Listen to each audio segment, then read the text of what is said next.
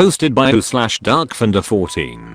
Divorce lawyers of Reddit. What is the most insane, evil, funny, dumb way a spouse has tried to screw the other? My favorite divorce story of all time. My buddy meets girl, gets married, la-dee-da. 6 months later, she runs off with another dude. After a couple months my buddy filed for divorce. He told her, listen, we've been married 6 months. Let's do an uncontested divorce, since you haven't worked or anything, and I own everything, and did before I met you. She puts up a fight, and eventually comes to I had a car coming into this marriage, and I'm leaving with one. She sold her car for some dumb poop. He offers her the truck, 10 years old with 150k miles, but meticulously maintained. She said nope, so off to court they go. She got zip, nada, empty-handed. My favorite justice boner of all time. One of my father's friends tried to solve the earth before getting divorced. A rental house and a cabin were deeded to relatives. The cars they drove every day were sold to other relatives for tiny sums. Stocks handed over to a trust for the children, etc. He even vanished a chunk of cash from the company he co-owned with his wife using funny invoices, and stopped paying himself a salary, electing to burn through their personal savings for over a year instead.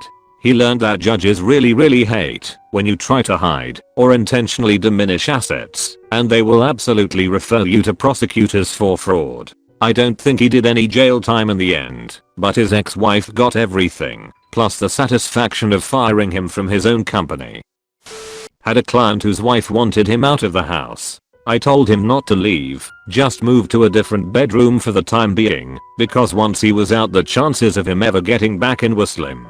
He texted his wife and told her he was staying in the house. She called back and left a VM that she wanted him out, and if he wasn't out soon, she would start taking out her unhappiness on the children and would remind the children that mommy was being mean to them because daddy wouldn't leave. I work for a divorce attorney now, but the craziest thing came to my attention when I worked for the prosecuting attorney. This couple was breaking up, and Mr. left the house. Miss Us went to work the next morning as usual. When she returned home in the evening, she found Mr. had been to the house and removed his clothing and belongings as she expected. What she didn't expect was that he had also gorilla glued her belongings together. He glued the TV remote to the table, the phone to its cradle, the couch pillows to the couch, and even glued the vacuum cleaner to the carpet. She called the police and reported this as property damage. The police went with her through the house documenting dozens of items glued to various things, but for days she was discovering random things and she would call to amend or update her report. My GD oven mitts were glued to the wall, or he glued the effing sheets together in the linen closet. I've seen people do and say really awful things to each other, but that was diabolical. This one hits close to home because it happened between my parents. We had a family friend who was a lawyer, and my parents agreed that he would be the lawyer for both of them as a mediator. So, as the assets were being divided, my dad got absolutely slammed. She was going to get the house, cars, half his retirement, and an insane amount of alimony, to the tune of like $2,500 a month for the rest of her life. My dad has a good job as a municipal employee, but that was probably 70% ish of his paycheck. Turns out that my mom and the family friend actually conspired to rip my dad off and make it seem like that's what a divorce settlement looks like, and she was going to kick back more money under the table after the dust had settled. Dad just didn't know how these things worked. So, after some convincing, he finally went out and got his own lawyer. He got a very fair divorce settlement after that. Mom still to this day can't understand why we don't talk to her much. How about a wholesome, insane one? I know, but this was told to me by my mom regarding the divorce she got from my dad. They couldn't settle on an alimony amount. Mom and her lawyer came in with a number. Dad countered with a number. They couldn't agree, because my dad thought my mom should get twice the amount in alimony she was asking for, and my mom didn't want my dad to give her that much money for months. It took months for them to settle on a figure that appeased both of them. Even then, my mom puts aside the extra above what she wanted in case my dad ever has a financial emergency, and my dad puts aside the extra she didn't want in case my mom ever has a financial emergency. The funny thing is, they don't know the other is putting the money aside for the other. My mom told me about her emergency stash, and my dad told my brother about his emergency stash. Bro and I discussed it while talking about what nut jobs our parents are. Edit. I've gotten a lot of support for this response. Thank you. I'm not going to say that their divorce was perfect. It wasn't. There were still some hurt feelings and resentment from all parties involved. However, my parents, for all their flaws, both accepted their own responsibilities for the falling apart. I think it helps that they still loved each other deeply. They just weren't in love anymore.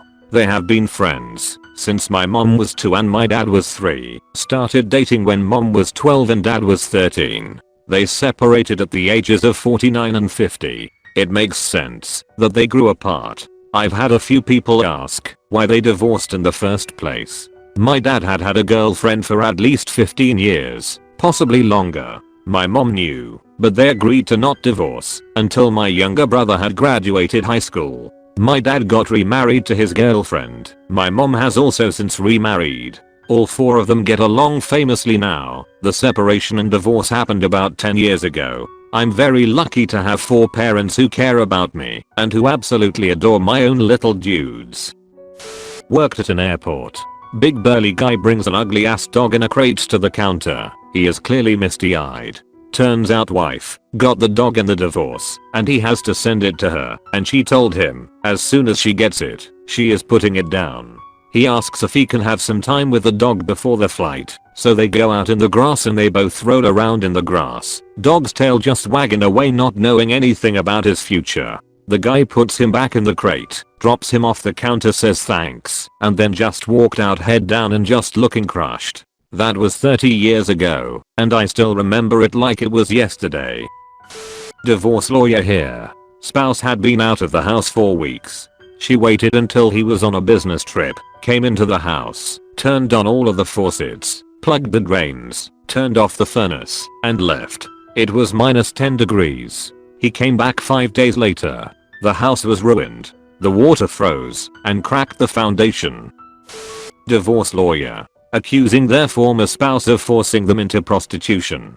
Text messages revealed they were actually just swingers. She also admitted to lying in order to make him burn. I can't wait to leave my practice area. Edit. I just wanted to clarify some points and answer some questions. Please excuse any of my clerical errors as I'm writing on my phone. First, this is not the most evil thing I have seen so far in practice. It's just one of the things that sticks out in recent memory. Second, in my experience, women don't have an unfair advantage or get away with things more than men. The reason this individual was not held in contempt was because judges have an incredible amount of discretion and they tend to exercise their discretion sparingly. Unless someone is making a fuss in the media or publicly lying in order to ruin someone's life, the court avoids exercising their discretion to punish individuals in a divorce context. The reason courts are hesitant to impose penalties or hold someone in contempt is because the majority of lying that happens, in my experience, comes from victims who shield their abusers.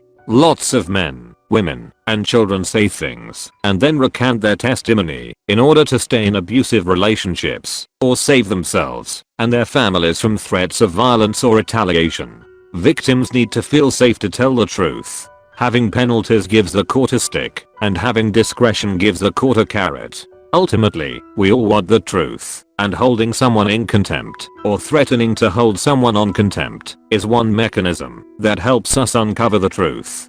Finally, women, men, judges, commissioners, and lawyers are all human beings. I've met humans who act like monsters and I've met angels dressed as humans. My sincerest hope is that we treat others the way we would want to be treated and remember that we all make mistakes. Yes, I charge for my services and my duty is to serve my client to the best of my ability. Some clients just want it all to end, while others want to fight over the keychain they bought at Walmart 5 years ago. If that keychain means a lot to my client, I explain how much that keychain will actually cost them in the end and let them decide if it's worth it.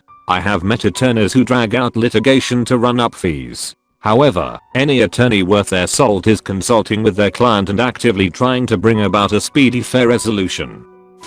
I'm going to school to be a vet assistant. My teacher is a veterinarian. She told us on Monday she's had clients bring their animals in to be euthanized so their spouse couldn't have them. TL. Doctor, my client's spouse accused him of giving his deceased wife cancer. I represented a guy who was on his second marriage. His first wife passed away from cancer. He and his kids were obviously devastated. My client was a pretty sensitive guy with a big heart. His second wife could be very charming, which was why he fell for her, but it was all a facade. Anyway, to make a long story about a lengthy divorce short, my client met a very kind and affectionate woman during his case. They really hit it off and were basically engaged, even though his divorce was far from over. The fiancé started having health problems and was diagnosed with a form of terminal cancer. Somehow the second wife found out about this and tried to use the cancer diagnosis against my client in court. She developed this crazy theory that my client had killed his first wife by giving her cancer and that he was doing the same thing to his fiancée. The second wife's attorney, who was quite good, refused to be a party to it. The attorney never addressed the argument in court and didn't even ask the second wife any questions about it during testimony. Rather, the attorney informed the judge that the second wife wished to address the court directly about an issue. The judge allowed her to do so, in a highly irregular move. The second wife told her crazy conspiracy theory to the judge, adding that she was certain my client had tried to give her cancer at some point as well. I wish I had an artist's rendering of the scene, capturing the second wife's crazy eyes, her attorney's look of shame/embarrassment, the judge's look of confusion/ennui, and my look of awe-inspired disgust. Friend was going through divorce from insane husband. He had been texting her pics of the gun he bought and threatening her. Police were called. Nothing they could do, because it was only a picture. He was staying with a secret girlfriend at this point. She allowed him to go get his stuff from the house. She was scared to go back in the house alone. I went with her. First red flag was he had changed the locks. So we waited for locksmith to open the house and change the locks again. Well, when the door opens, we noticed all of the furniture was gone. So we carefully went upstairs in search of her cats. The entire second floor was empty. No cats. No furniture. Even her clothes were gone. Come to find out he hired a moving company to pack and take everything, even the food in the fridge. Finally found the cats. He had taken them to another vet in town and put them up for boarding under his sister's name, thinking she would not be able to find them. He was finally forced to disclose what happened to her possessions. He had them taken to a storage unit far away from the home. I read one where in the settlement there was shared custody of a parrot. Neither were allowed to teach the parrot to swear at the other one. Paralegal for divorce lawyer. This one is morbid. We represented a guy who believed vehemently that his wife was assaulting the children. The authorities were involved. Child services was involved. It was never clear what the truth was, or if anything at all was going on, but our client was sure. He shot his wife dead at a custody exchange in front of the children. He then sat down and waited for the authorities. We visited him in jail with his criminal defense attorney. As we were leaving, he told me, "Well, I guess the divorce is over now." And he laughed. This was the first time I had ever been speechless. Edit. This has gotten a lot of responses. I can't really reveal details or context here. But I can safely say that defending this action as heroic or understandable is an incorrect takeaway. There are no heroes here. The trauma this man put the children through is incredibly selfish, regardless of his intentions. There are so many other options that could have been explored, many of which were being explored when this happened. He abruptly put an end to all of them, making the truth forever impossible to discern. Edit 2. Where are they now? The children are in the custody of a family member. They are safe and well, although will no doubt need extensive therapy as they get older. Guy is in jail. I'm unsure of his final sentence. However, I doubt he will ever leave. Edit 3. What did the kids say? Forensic interviews are super confidential, and this case didn't have the chance to go to a hearing. However, after multiple interviews with both children and the parents, neither the police, child services, guardian ad litem, or child advocate recommended that the mother lose custody or visitation, nor did they require it to be supervised. All of these matters were ongoing when the mother died. just wanted to say a big thank you for watching, guys. I really appreciate your support. If you haven't already, please smash that subscribe button. If you want to see more from us, click on the screen right now to watch our next video. See you guys soon!